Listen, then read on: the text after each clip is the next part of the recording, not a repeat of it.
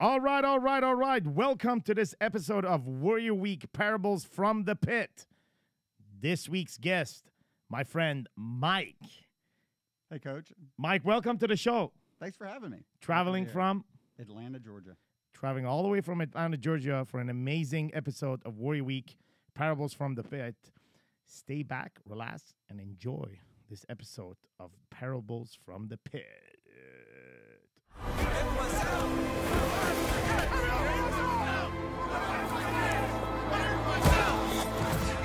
That's who you are!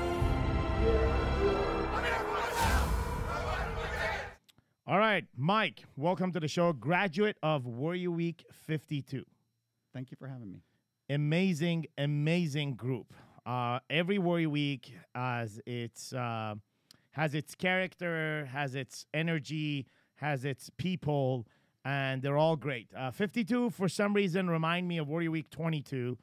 There was something special that happened in Warrior Week 22. Is a group of guys that came in, and this is like 3 years ago, and they solidified a connection that up to this day is still is solid as if it was on day one on their Warrior Week 52 and 22. And 52 reminds me, although it's in the process of forging that, because it's just you guys graduated like a couple of months ago. About 6 months ago. 6 months ago. Yeah. But it's reminding me of the path of 22 and how the guys at 52 actually connect with each other on their own and have all kind of stuff going on.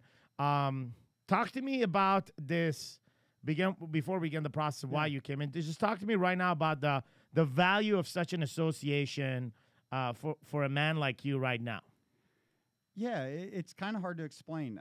52 is a special group because it's, we went through all of Warrior Week together. We stayed in really good touch afterwards. Everybody from 52 went into Return of the King. We all went into Empire together. And, just the ability, we keep, back channel communications going on through WhatsApp all the time. I mean, it's literally like these are guys I've become friends with. And it's like if something's going on in each other's lives, we share it, positive stuff, negative stuff. We still go live into the network a lot together. It's just awesome to be able to have a group of guys that you can just share your life with. Beautiful. Beautiful. So an association of other men, advising about life, not just about business, not just about but life overall. Let's talk about let's just roll back 7-8 months before your experience here at Warrior Week, and where was Mike in life then? So I got connected with the Warrior stuff. I guess it was last summer, probably June time frame. Yep. And I literally saw one video and signed up for King's Kit too. Okay. And so it wasn't like this big long marketing thing. There wasn't a lot of indecision. I told you when I did the interview for Warrior Week that I was sitting on my back porch literally at 2 p.m. on a Saturday drinking scotch, and had just gotten in a fight with my wife. And what was a little fucked up about it was that the company had really taken off. We had grown to about 16 million in the first 5-6 years, and it's like everything was going great, and we had just turned this really tight corner, and we were in the process of growing again, but like everything around it was falling apart. Might be a little too extreme, but it was under strain. I was getting separated, not separated like a divorce kind of a thing, but like I was disconnected from my wife. Kids were fine, but they were in the process of moving out of the house, going to college, things like that. I had allowed myself to get about 40 pounds overweight, and was just disconnected on just every level. And it was the weirdest thing. It's like I had more money than I'd ever had more success than I ever had. I just wasn't happy.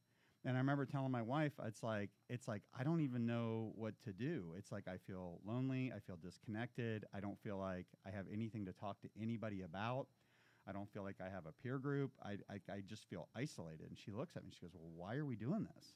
Yeah. And I went, I don't know. I kind of started this 6-7 years ago, and it's like, what the fuck else am I going to do? I've built this empire. I've got my family members employed. I got my kids in college. I got all this stuff going on. And there was like no exit strategy. And not that I wanted one, but I didn't know, right? It's like, how do you get to this point where you're doing all this stuff and you're just not in a great place? And when I saw the video, the thing that Garrett said in the video that resonated with me is guys that are really successful and they're bored. You know, that message. And I'm just like, and it was weird, right? To be sitting there and like literally, I remember Sam, I was like going through thinking, like, I don't even know what to talk to people about, right? Because nobody, like, you can't talk to your employees like they're a business owner. You know, my wife, you know, it's like, it's like the business got so big and so complicated years ago that she couldn't keep up with it. My kids are off in college doing their thing. Everybody in our whole social circle are like school teachers and people doing regular stuff. And I had like nobody that I could share my problems with. And you know what? I'm telling you, it's like I know people have problems paying their electric bill. I had a problem making $1.5 million of payroll every month. Yeah. You know, that's a lot of pressure, right? Yeah. And it's like, who do you share that kind of pressure with? It's true. And so when you think about the life of an entrepreneur, specifically remember your interview when you came in for the interview to come to Warrior Week, and we talked about this, and I said, Mike, here's where I'm gonna paint a story for you. And I said, dude, like your life is not fucking broken. Like I look at your life as, you know, successful inside of your business. You enabled your children to be where they are right now. There is more room in growing your current relationship with your wife. Yep. But it's not in a place where it's bleeding. It's not in a place where it's suffering. It's not in a place where like you're shitting on your relationship. Yeah. Like ultimately, you know, your body is not broken. Yeah, you put in a few pounds, but you know, you still can run and walk, and you know, you look good, and you feel good. It is, you're connected to God. It's not like you're disconnected. Everything seems to be good. Yeah. But there is a price to be paid to become great. Yeah. And you've paid that over time, right? Yeah. Every time you leaped from good to great, the price that you've paid, and this is like you would just roll back in your like every they call it the pivoting point. Every 5 years there is this quantum leap that happens, right? Yeah. And we're gonna get fucking scientific about it, but there's a quantum leap, and every time that fucking quantum leap happens, there's a process of letting go. And people ask, what does it take to go from good to great? Well, motherfucker, it takes letting go of the good. Yeah. Give me an example where you actually let go of good for something great, you know, post-Warrior Week. Pre-Warrior Week, sorry. Well, so I think the process that you're talking about is like at every level, whether you're going from an individual performer working for somebody else to become a manager, to become a vice president, or in my case, leaping out of corporate America and going and starting my own company, you know, you give away the security and the promise of that paycheck for the uncertainty of going and doing your own thing. And what I found is that was just the first of many leaps. About every 10 or 15 people, we're about 110 people now, about every 10 or 15 people, it's like running a whole new company. And I think when we had gotten, I think as of last summer, we grew a lot in the last 9 months. We were probably 70, 75 people. And I think I got to a point where I had hit my limit. I had hit my ceiling on like what I could accomplish. I was at my ceiling as a leader. I was at my ceiling as a husband, as a father. And candidly, just kind of overwhelmed. And, you know, I don't know if you remember this, but right as I was literally leaving for Warrior Week, like 2 days before Warrior Week, my wife got diagnosed with CML, which is a form of leukemia. And it's a real treatable form of leukemia, right? And she's good, right? She actually went to the doctor today, and all her blood counts are like perfect, right? Awesome. And so, yeah. But literally, I left for Warrior Week, like with her coming out of the hospital, right? It was messed up. But like, I can't even imagine the last 6 months together with her going through the CML stuff if I hadn't gone through Warrior Week. Because for me, there's some words that I want to say it was Coach Sean or Coach Matt used during Warrior Week where he talked about it being like a pattern interrupt. Yes. And, you know, we had gotten to this place where it's like running company, running company, running company, running kids, running kids, running kids, running kids. And then kids start moving out. Company, you know, gets really intense, right? All this stuff's happening around me. And I just needed like a smack in the face to go, okay, come on, let's wake up, you know, and we need to do something different. And in this confluence of me needing to step up, I thought it was just like in business. I think a big part of it was I needed to step up and be better positioned to support my wife during this illness. Yeah. I can't even imagine how it would have shown up in the absence of Warrior Week. Like, Not like I did post Warrior Week. You know, I specifically remember you at Warrior Week. It took you a while before you hit that point where you took off, right? Yeah. Like there was a process of, okay, I'm gonna go through this, I'm gonna follow this, I'm gonna trust the process. I was guarded. Yeah, I was I very know. guarded. Yeah. And the breakthrough came in for you in the most natural way during one of the evolutions. Well, the first time it got pointed out to me that it's hard for me to know when you shift, right? I mean, it's so it's like I don't see it, but it was it was on the beach, Yeah. you know, with Coach Sebastian, and that's when it started opening up a little bit. There was I don't know how much you want to talk about after Sure, Warrior talk Week, everything, right? yeah. But but like when we went to the cemetery, Yeah. right, that was kind of a breaking moment. And you know what it really did, I listened to this podcast when you guys do it with other Yeah. people, and you know, sometimes people come in and they go, "Oh, it's like this big life-changing this, that, whatever." Yeah, yeah. For me, it was like the beginning of a journey, Mm. you know, and what it did, it was like having a veil lifted and going, "Oh, there's this whole other way of looking at the world that I hadn't been paying attention to."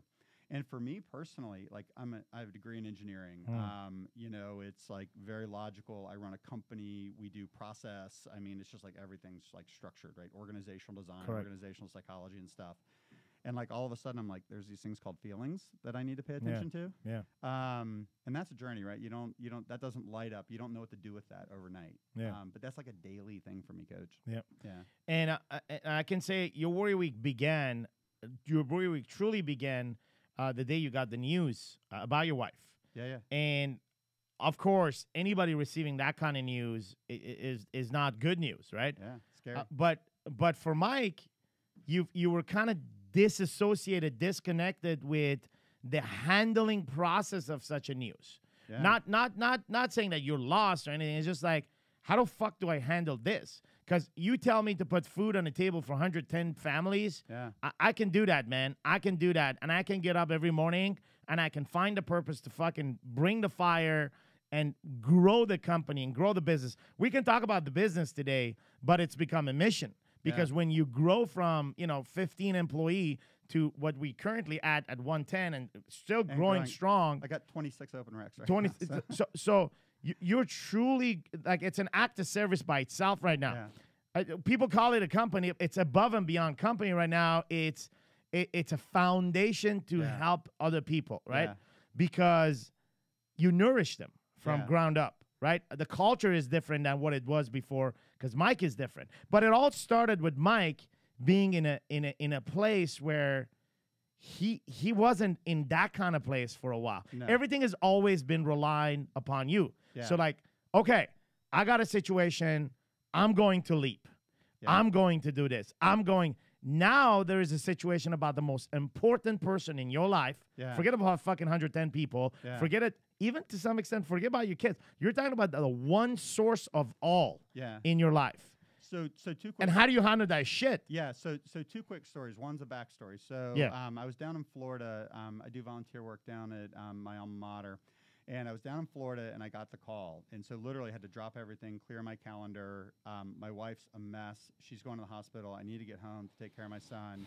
And she's in tears. And we had been going through the earlier Warrior stuff. And then I was in the onboarding for Warrior Week. Yes.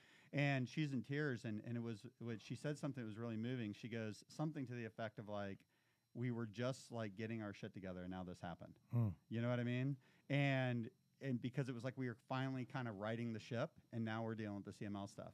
And what was interesting is like, but had it not been for Warrior, like we needed to be where we were to be strong enough to keep going. Sure. And so when I came back from Warrior Week, one of the things that was really cool is I built a hell of a leadership team. I've got a really cool group of leaders that work with me. And I basically came back, and on our all hands, we have an all hands meeting every morning. Yeah. And I just said, hey, and I'd let my leadership team know this in advance. I dropped my work hours to 20 hours a week. Yeah. And stopped traveling for about 6 months. Yeah. And what was cool about it is I told my team really specifically, it's like I'm going to level up in being a leader, and I'm going to do way less, and I'm going to lead through you guys. I don't know if you remember this, but one of the things, and I thought it was unfair during Warrior Week, but one of the things you guys kept hammering on me was like, you have to lead, you have to lead, you have to lead. And at the time, I didn't think it was fair because I thought I was kind of leading okay, But it was like you guys were like putting something, like I don't know how you knew, right? But you were putting something in my head that like when I got back, I'm like, you have to be a better leader. You have to be a better leader. There's something else in one of the evolutions where we were flipping logs, down the beach or something, and we were talking about not exhausting the team. Yes. And yes. yeah. And so I was thinking about how do I lead? How do I lead without exhausting the team? How do I take a step back without letting this thing that we built erode? Yes. Right.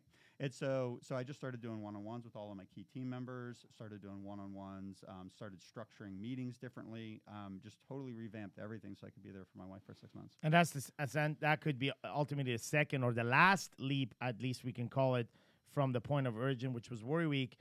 You had to let go of a good leader.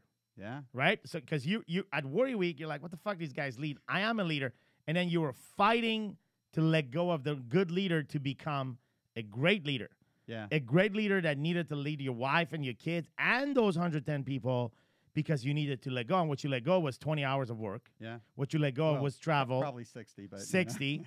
What you let go was ultimately control. Yeah. And true delegation, not just saying, hey, here's what you need to do and leave, but you had to put in the most, I would say, out of all the engineering stuff you did, out of all the business engineering and structure and the business process management that you've developed, the one delegation process that you developed during your letting go process has to be the most sophisticated one because that's the one that you have to put in the exact amount of work for it to be given to the right amount of people, for it to be running to the point of the growth of today. Yeah. So talk to us about that process. Well, it's hard, right? Because if you look at our company, you drew the parallel during our onboarding. We're a very personality-driven company.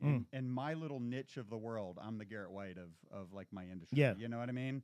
So I'm the guy who's out there talking. I'm the guy who's speaking. I'm the rainmaker generating the client contacts. And I don't have to close everything anymore, but I'm the one who's out there. And so when I take a step back and I don't go speak and I don't go put the energy into the system, then it's there's a real risk that the business flow slows down. And so one of the cool things that I've done is I've built a really solid marketing team. And so the marketing team was basically doing things out of my house. They were recycling old content, packaging things up differently because I wasn't going to go travel to do any speaking or anything like that. Like I said, I've got a really strong leadership team, so making sure that the team is really clear on the intent and what it is we're trying to accomplish. One of the things we've been negotiating a lot lately, because when you have strong leaders, you got to give strong leaders space to lead. And when you're kind of a strong leader like myself, and I don't want to use the word control freak, but maybe a little bit of a control freak, it's hard to figure out which pieces you can let go and which pieces you can't. And so that's an ongoing negotiation with my team. I mean, up until like we were talking about things this morning, which things can I own versus which things can I delegate? And that's a tough balance. And so when you came to Warrior Week, I remember specifically, and we know you were guarded, and I think it was night 1 or 2, and we were sitting down with the coaches, and there was a conversation, and I think I lost my shit. You probably don't know this, but I lost my shit at one point. You guys were eating or something, and it was a group conversation. I lost my shit, started throwing some stuff around, and the conversation was about you. That like, hey man, you're not playing, and you're gonna pull the entire group down, blah blah blah. Yeah. So I lost my shit, saying like, basically, I don't know who the fuck said it, but like I said, here's specifically what I said. I said, if you can find a bigger commitment than a man, after finding out that his wife just got diagnosed with an illness that is threatening her life, and it still is a fucking Warrior Week, if you can find a better commitment at why he's coming, he may not know what the fuck he's here for, but he knows that he must be here. Yeah.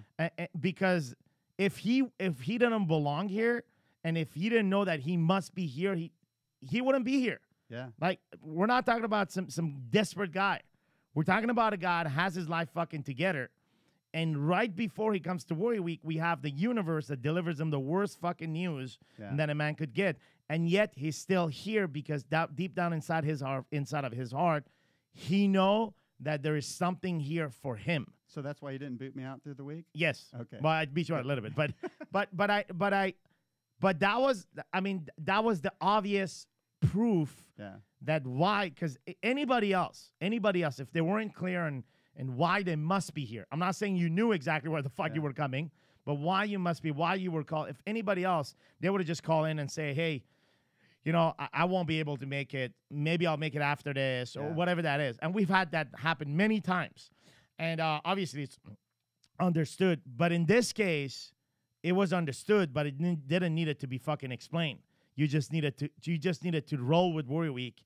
And as you did discover your ultimate breaking point, right? Tears started fucking falling off. Yeah.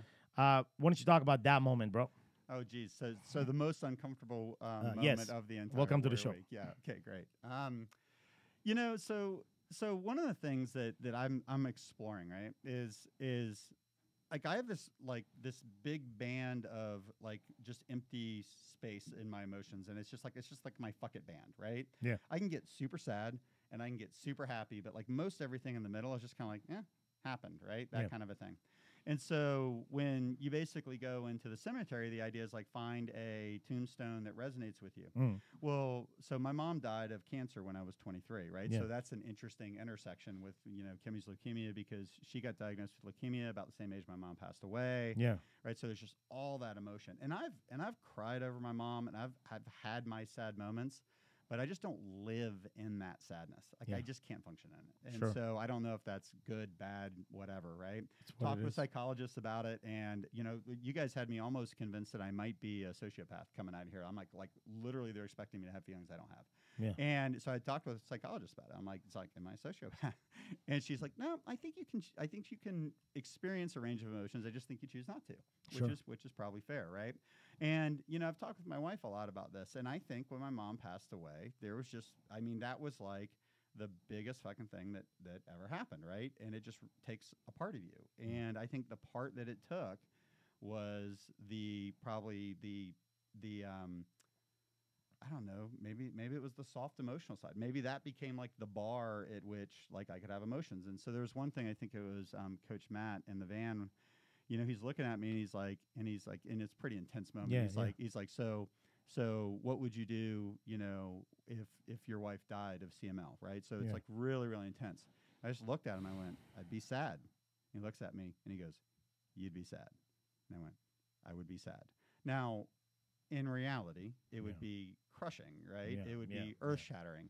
But the best I could muster in that moment was it would be sad, right? Because I'm still processing all of the feelings around that, right?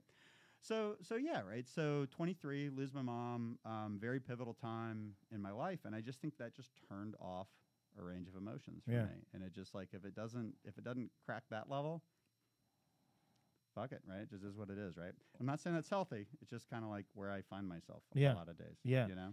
And you found a range at Warrior Week at one point. What was it? Well, so it just takes a lot to get me to go to that space, right? And so, you know, yeah, right. So I mean, like you put me in a cemetery thinking about my mom, writing letters to my kids about what would happen if I died. If you want to trigger an emotion in me, like that's it. Yeah. Right?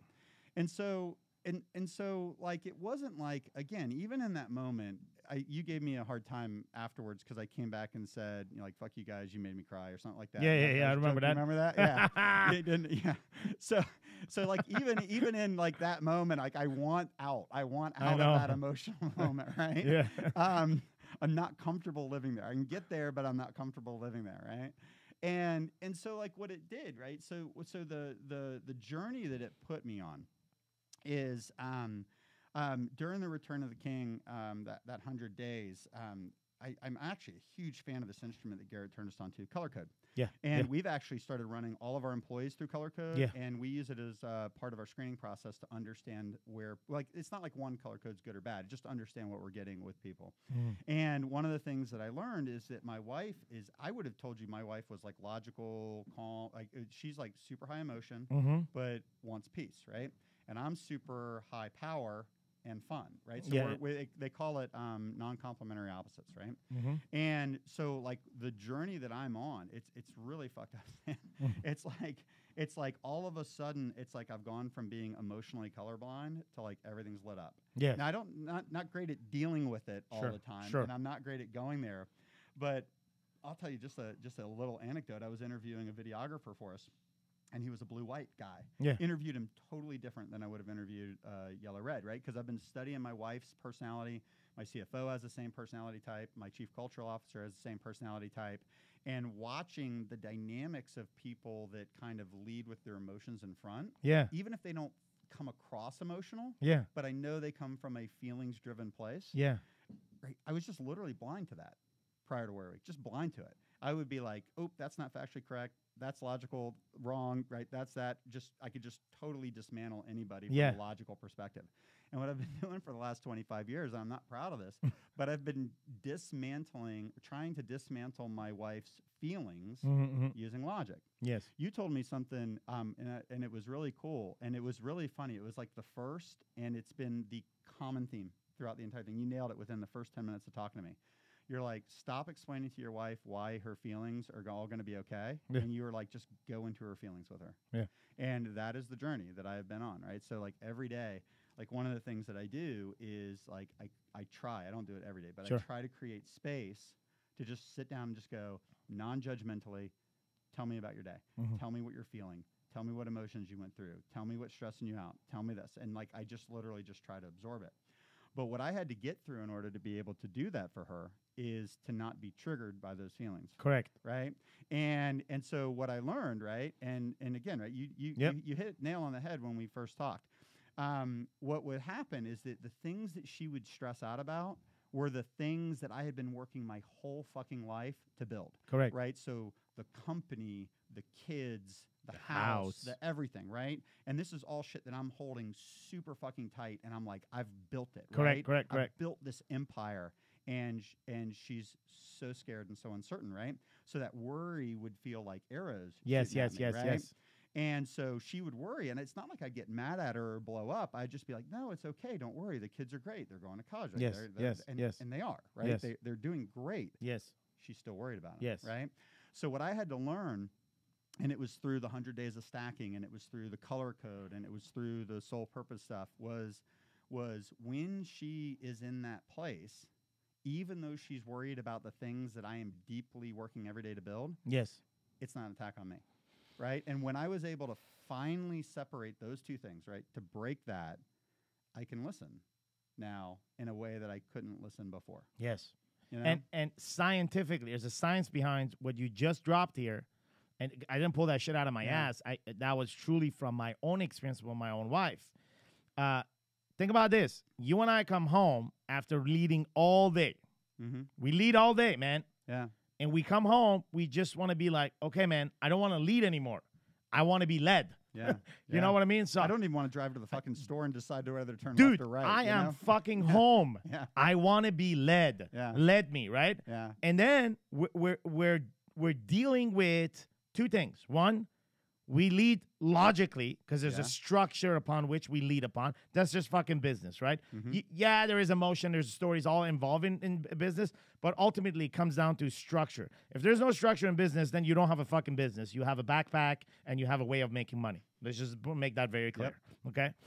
Some may call it, running a business from a coffee shop. Yeah. I think it was Coach Jesse that brought it up today. It's like fucking coffee shop businessman. All right, so you come home after Yeah. leading all day from a logical place.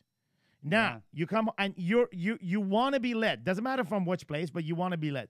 You are invited into an emotional conversation, which is an emotional assault on everything that you have fucking built. Let me give you a very clear example that you're gonna resonate with.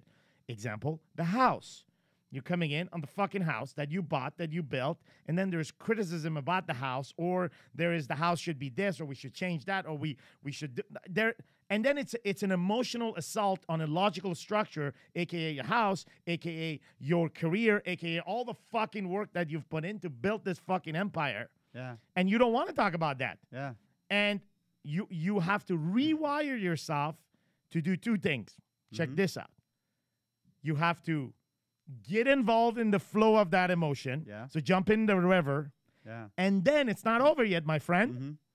It's not just jumping in the fucking ocean. Because if you do jump in the ocean of the emotional river, she's asking the question, and if you keep just flowing in there, then she's going to tell you you're not fucking listening, right? Yeah. You're going to be blamed anyway. Yeah. Now, in the fucking river, you now have to lead once again Yeah, I know. in a goddamn river of emotional fucking flow. That I'm not even comfortable being in. Yes. Right? Yeah. Yes. Got it. Yeah. But if you do, Yeah.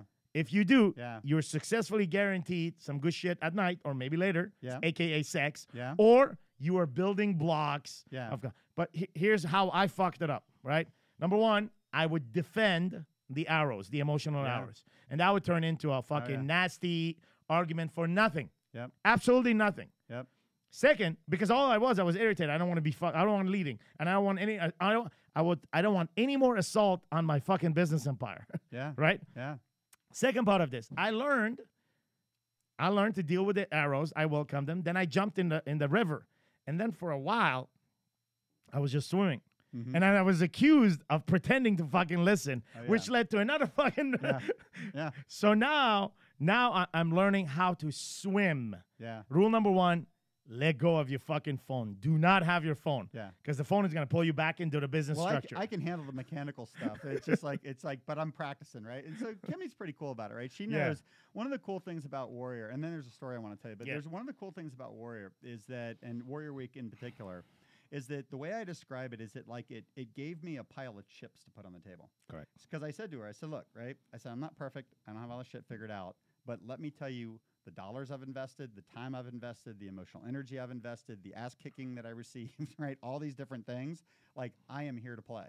Here's my chips, right? I'm not going to get it right all the time. But so like I can back up with Kimmy and she'll say things like I am doing my best to listen, just don't expect a ton just yet, right? And we're joking and talking about it, right? So it's opened up a cool space for our conversation. Yes. You know, the other side of it that was really interesting is that, you know how like Garrett talks about, don't operate in scarcity, like hire maids, hire this, hire that, right? Yes, Make it easy, right, on your wife.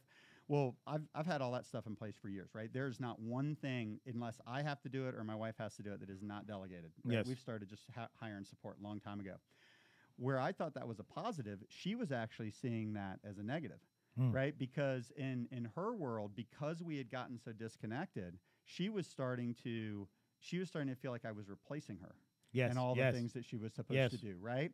So what's cool, so what was interesting is when we talked, it's like, to me, like we were fighting about houses, cars, housekeepers, spending money, like all this different shit. And what those were like just symptoms of the problem.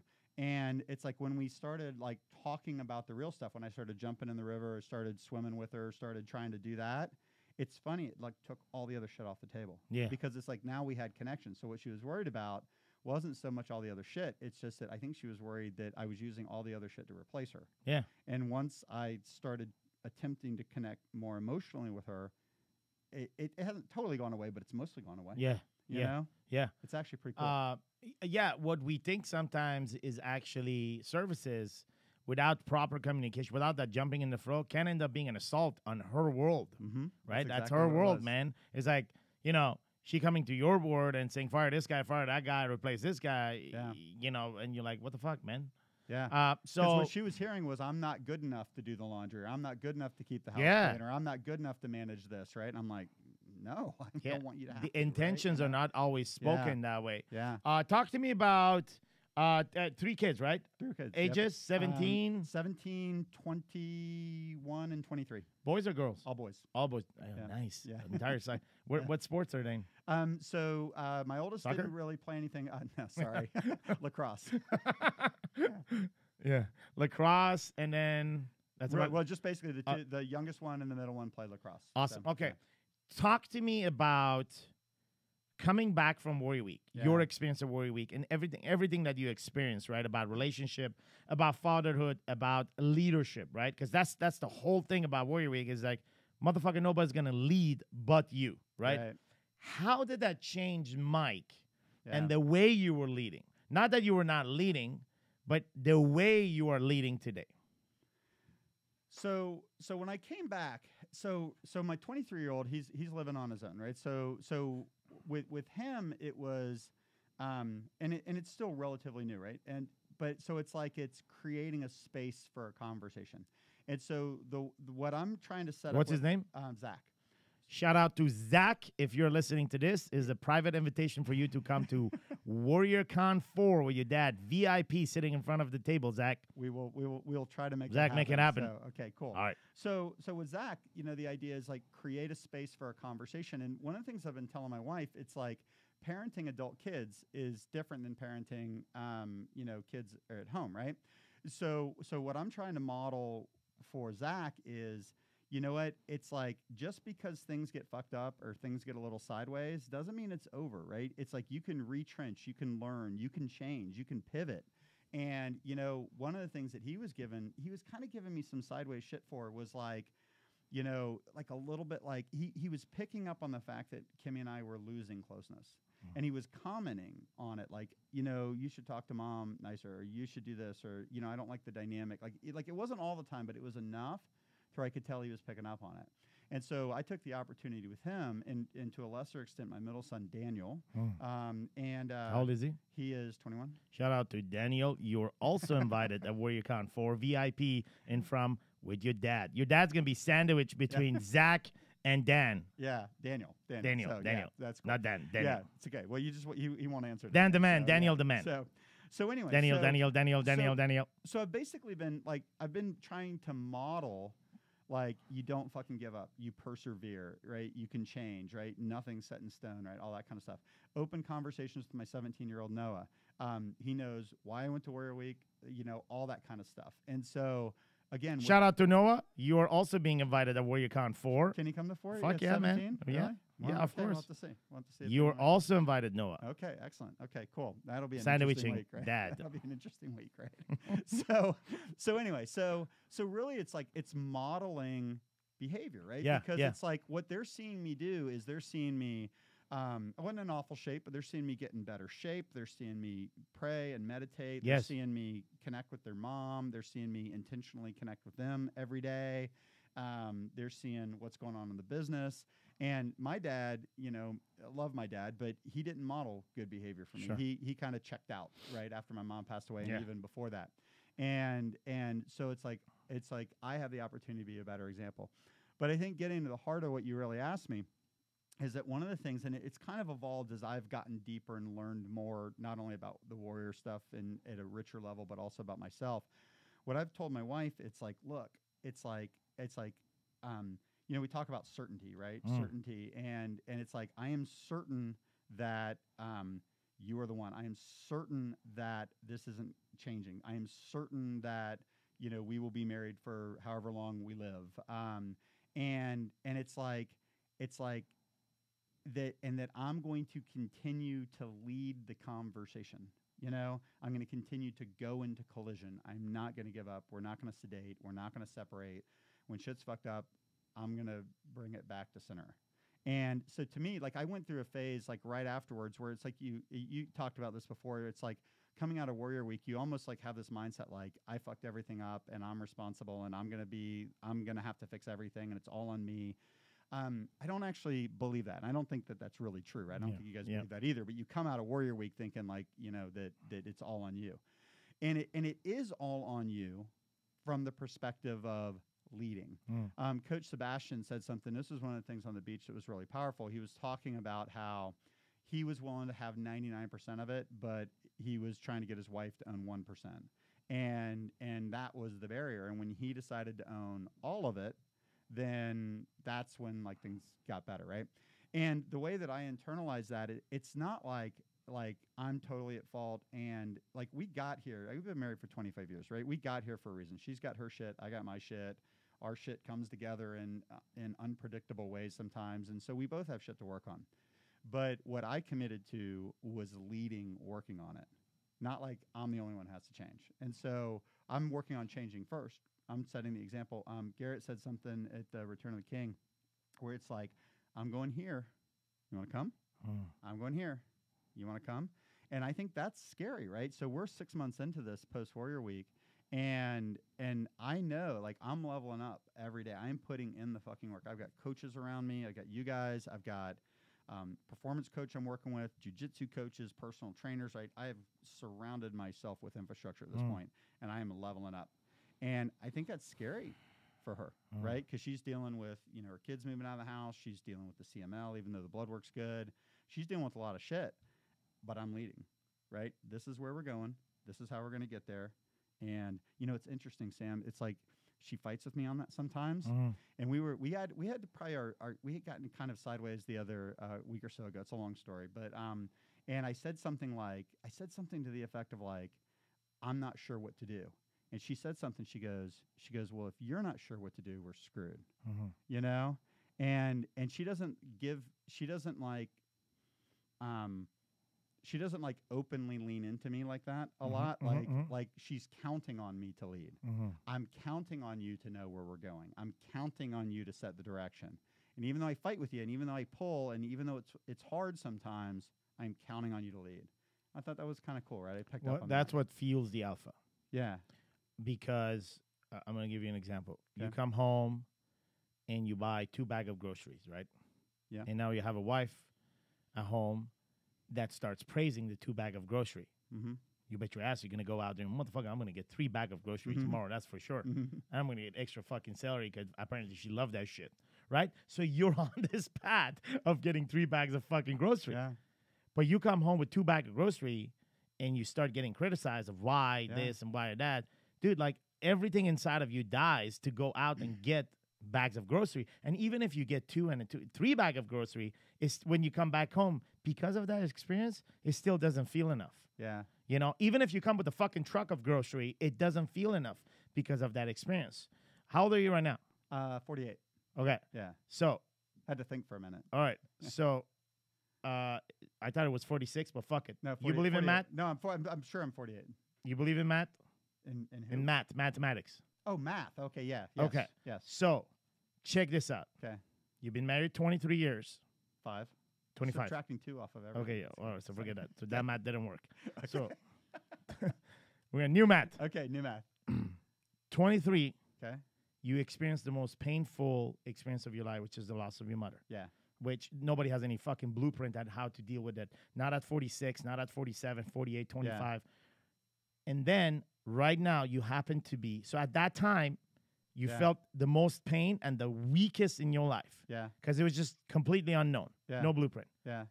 Today, your son is 23 and you're leading at the most powerful peak of your life that you know about as of right now. Yeah. I'm not saying there's not more, Yeah. but I'm saying as of right now, you're at the peak of all the time because your harmony is in place. Yeah. There is no coincidence, man, that why this is happening. I'm the age right now my mom was when she died. So maybe that's the math. Yeah. That I didn't know. Yeah. Because I thought it was 46 and 23 times 2, 46. Yeah. But maybe that's the math because there's always something that none of us know. Yeah. But in reality, the point is the weakest Mike, the weakest version of Mike is leading the strongest version of Mike. And that is a reflection of who Zach is today. Yeah. So your guidance, Zach is not home anymore, right? Zach is developing his own masculinity. Yep. And your leadership doesn't come from a place of telling Zach what to do, but rather from this attraction of Zach to you, from the power that you're projecting. There's a power that Mike is projecting towards your wife, towards Zach, towards Danielle, towards your 17-year-old. Noah, there's a power you're projecting that attracts them even more to that. And that's what true leadership is that they're following the leader by attraction to that power. The power is generated where? From where? From inside. Yeah. From what? From all this studying as patterns and behaviors of how you were, but more importantly, who you want to become. And course correction, jumping in the river, dude, it's a big fucking course correction, the river of emotion. Yeah. Like doing that. Yeah. The emotions are not emotions, logic or logical. The work is being fucking done. Yeah. Now you can have a story about it that it's not really emotional work. I don't give a fuck. The work is being done. I'm doing the work. You're doing the work because your wife is expecting. Check this out. Your wife is expecting you to lead, from that expectation to take place, for that hope to be put in her heart. It's not logic that put that fucking heart, the hope that in heart. It's actual work through feeling and emotion that delivered that certainty in her heart. So you see, my friend, you're gaining your certainty, but as a result of it, you're indirectly projecting that certainty in your most important surrounding. I'm not even talking about the 110 employees that you have and the great leadership team that you keep talking about. Even before like our podcast, you keep talking about the leadership and how proud you are for forging this leadership inside of your company and this methodology and this unique structure of how you put it together. But all that, everybody's feeding on that. Why? Because they see a more certain Mike. Yep. If Mike is less certain, guaranteed there's going to be less people following you. I always said, doesn't matter what the fuck you say, whether it's wrong or right. So as long as you're certain, people will follow. Yeah. We brought all 100, it was 102 or 3 at the time. In January, we brought them. And I had 2 or 3 people come up to me, and this was just a couple months after Warrior Week, and just go, you're different. Don't know quite how to explain it, but you're different, and it's better. I'm like, it's cool. Glad you can see it. Yeah, I don't think Mike was different. I think Mike was holding the diamond, but you kept fucking putting mud on it. Yeah. And you're like, where could it be? I'm bored. Yeah. Well, motherfucker, take off the mud. Yeah, there were times I was desperately trying to step back. Yes. Like I didn't want to fucking around the company. For sure. Yeah. And just the way you showed up at Warrior Week. Yeah. There were sometimes you're like, man, I just don't fucking get this. Yeah. Okay, I'll trust the process, but I'm okay. I had a hard time with it for sure. Oh, fuck you guys. You got me on my emotions. Oh, okay. I'll take another step. But the point was, the diamond was always shining. The diamond is shining right now. Yeah. That's why the family is seeing the light. Yeah. Employees are seeing the light. And we keep putting fucking shit on it. We keep putting mud on the fucking diamond and start looking for a shiny object. Even anything, that piece of glass that shines, we get it distracted by that. And then what happens to our distraction is that distraction becomes sedation. Yeah. Because we keep repeating and looking for shiny objects outside, pieces of fucking useless pieces of glasses out there that are reflecting light, where the diamond has always been within. And I know this is like a spiritual conversation, but it's not. Because very real. Because the reality is, 8 months ago, 9 months ago, before Warrior Week, you had it all worked out. Mm-hmm. And yet you're sitting there, it's like, I guess I'm not happy. Whatever you want to call it, something is fucking missing. Mm-hmm. Something is missing. And all it is that there's a feeling, right? So it's not a spectrum. Fuck a spectrum. There's a feeling, and that feeling is associated to power. Yeah. And power, it's your color, bro. Yeah. It's you. So there's no coincidence that you were missing that amount of power, because you felt it multiple times. Yeah. Even when you let go, it was power that allowed it to let go of 60 hours of work. Yeah. Power. So power is what is projecting from the employees, your wife, your kids. What do you want now? What do I want now? It's an interesting journey, right? One of the things that this whole process has gotten me really clear on. So if you sit and talk to my dad, I don't know much about our family history, but not a lot of people in our family have done much anything. And the way that I look at, the level to which we've built this company is mind-blowing. And so we have the opportunity to create a next generation of entrepreneurs. We're in a really interesting position where, like, my kids and all of the cousins are going to have their college tuition paid for. Right? Yeah. We're going to get them all out of college debt-free, which is cool. We're in the process of building financial legacy, trusts, things like that. And so I'm not ready to, like, sell the company or anything, but, like, the way that I look at it, what do I want now? Gosh, there's like so many, like 10 threads light up in my brain, Sam, when we talk about this. One of the things that started me on this journey that we didn't talk about is that we're going to be empty nesters here in about a year. And I've been telling my wife for a while, we need to get ready, or else we're going to be sitting here looking at each other, like not knowing what to say to each other when our kids are out of the house. And that was true, right? So I'm looking forward to having great. We're gonna be 49, have all the kids out of the house. I'm looking forward to having like awesome, great connection with my wife. Traveling, doing fun things, just having just a great time together. I want to keep my company. Yes. I'm not interested in selling it right now. My oldest son showed an interest in coming back in about a year and maybe working with me in it. I'd like to teach him how to be an entrepreneur. Yeah. I want to start companies with my other kids. Yes. Be like investors and advisors for them.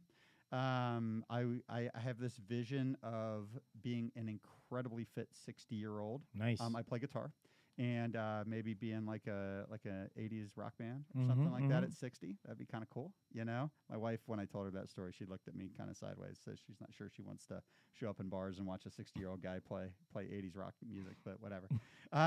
But anyway, you know, it's like, it's just, what do we talk about? It's expansion, right? It's like, I've got shit that I want to do, right? Yeah. Got involved in jiu-jitsu. Nice. Jiu-jitsu's been just an awesome, I know I'm probably past the age to be like a really awesome jiu-jitsu guy, but it's like, you know, I'm working on my physicality. I'm working on my centeredness. I'm working on a relationship with my wife, keeping my company stable. I got other businesses I want to build. And I'm just good, right? Awesome. It's just in a good place. Where is your dad today?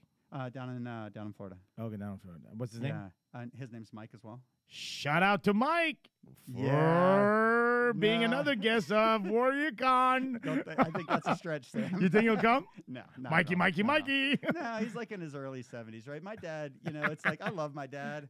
The invitation is there, bro. My dad had a hard upbringing. Alcoholic father. Died when he was 10. Lost his mom. Right. Yeah. So, you know, one of the things I've told my dad several times over the years is like one of his greatest contributions was not like passing down abuse, psychological or physical. True. And so, you know, he's not perfect, and he's made his share of mistakes, but there's a lot of ways he could have fucked up. He didn't. You know. So, okay. Well, hey man, listen.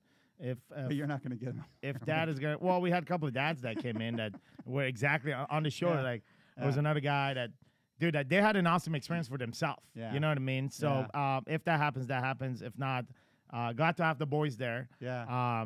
Awesome to have you on the show. If dude, you're sitting here, you run a multi-million-dollar company, successful family. You invested in your family for 25 years. Yeah. You know, putting food on the table for more than 110 people, growing, contributing to taxes, contributing to society, serving. If there's a guy out there at the same exact caliber than you, that for some reason is listening to this fucking podcast because some guy told him, hey, man, bro, check this out. Yeah. What would you say to that guy, knowing that he's exactly you, pre-Warrior Week and pre-Message of Warrior? You know, the thing that I had a really hard time getting my head around is it was like admitting that like stuff was fucked up. I mean, we talk about posturing, and I don't think it was posturing because it was like it was good, right? But you just said at the beginning of the podcast, it's like letting go of the good to get the great because it was good, but it wasn't like what it should be. And I guess if you're feeling like, for me, it was like success, but it was, in a way, it was almost empty. And in reality, right, I have perfect 20/20 hindsight, right? It was because it's like, what do we talk about? Paid and light, right? It's like if you're running this powerful company and you don't have good connection with your wife, it's not worth it, right? Garrett, and I was going back and listening to some of the Date Your Wife podcasts. I get almost as much value out of that as I do actually out of the core program. Awesome. I've learned so much from Garrett and Danielle. But anyway, I think it was episode 6, and he was talking about it as men grow in power in business, like sexual energy increases, and it creates a lot of like if that can't be directed into marriage, right, it gets directed into cheating and other things. Yes. And so like I just, again, right, it's like I'm pretty good at figuring out problems in advance, and I'm so thankful that I got ahead of it before like shit like really went bad, right? And so the if it's not as good as it could be, it's like there's work to do because it can be great. And I don't know that we're great yet, but we're getting there, right? We're having conversations. I mean, there was a period of time where we couldn't go out to dinner without her crying or something, like something would explode, right? And it's like, you know, we have great days and we have good days and we have a few shitty days here and there. But it's like, for the most part, I was telling my wife this morning before I left, it's like we're having conversations that we were just not having before. Yeah. Talking about shit we weren't talking about before. And we can do it most of the time without it turning into a shit show. That's like huge, right? It's huge. That is huge. And, you know, often everything is measured inside of a business by looking at a bank account. Yeah. Ultimately, you can measure that. Yeah. What is hard to get measured is things exactly what you said. Yeah. And, you know, it's like a balance sheet. You can grab a snapshot of it and feel great about it. But then how do you actually turn it into a fucking positive cash flow and sustainable positive cash flow every fucking year, right? Yeah. And so as long as you're aware of it, just the awareness of itself becomes this process of measuring, although you'll never find the exact measure and the comparison. So as long as you're aware that this is happening, it's like looking at your bank account and knowing, right? So just so as you know today and so as you know tomorrow, it's a day-by-day thing. Every day. Because you can't store this shit, right? It has to be felt every day. And it's awesome. Awesome to have you here. If you're listening to this podcast and you resonated with Mike's story and you know a guy that is like Mike, you know a guy that has the same circle in terms of business, in terms of family, in terms of, you know, maybe the same struggles or same, you know, maybe, you know, Mike talked about limitation of feelings, a spectrum of feeling, and finding those and finding truly the power within to go and build from that place. If you know a guy like that, just share this podcast with one guy. Like I always say, we don't look for this podcast to be shared and to become fucking popular. That's not the goal. The goal is this, for it to be effective. So if you find one guy, just send it to that guy and say, bro, check this guy out. And so you can find this more at warriorweeknow.com. Audio, video, transcript, everything else, and all the details on iTunes will be available as well. I'm going to end up this show my style. Okay. Are you ready for this, bro? I'm ready for it. Dad, fuck you, bro. You better fucking show up at WarriorCon 4, man. So I hope that triggered your dad. And Zach, Danielle, and as well as Noah, you guys are welcome. I look forward to meeting you guys at WarriorCon 4. Dad, fuck you, Dad. Be there, Dad. Fuck Florida, Dad. Just come to WarriorCon 4, bro. So hopefully your dad gets triggered and says, fuck this guy. I just want to come into them. Fuck you. I don't think he knows what a podcast is, so we'll see, you know. So. Well, we're going to ship him a book. Okay. We're going to send him Be the Man the book today, and we're going to say right now, beginning the letter saying, fuck you, Dad. Just come. It reminds me of that movie, Step Brothers. You've watched Step Brothers? Yeah. And when he racks the boat, and then they're in the car and they're going that super mad because they racked the boat, and you know, the mom is talking, and then he loses his mind. He's like, Dad, are you going to fucking invest or not? And he gets choked the fuck out. So, Mike, you're more than welcome to join the crazy boys at WarriorCon 4. I look forward to seeing you and the boys. Awesome show. Thank you for being on the show, brother. Thanks for having me, Sam.